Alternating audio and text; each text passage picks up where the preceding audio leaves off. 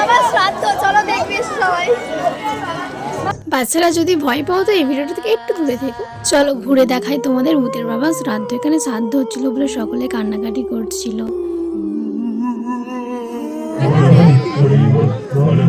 শ্রাদ্ধে এখানে খাওয়ানো হচ্ছিল। আর তোমাদের মধ্যে আমাকে অনেকেই কমেন্ট করে জিজ্ঞেস করেছিল এটা কোথায় হয়েছে। তো এটা হয়েছে কুলপি রাসমেলাতে। তোমরা অবশ্যই একবার দেখে এসো, ভীষণ সুন্দর হয়েছে। ভালো করে গার্লফ্রেন্ড হাই বিয়ে তত্ত্ব নিয়ে যাচ্ছে না।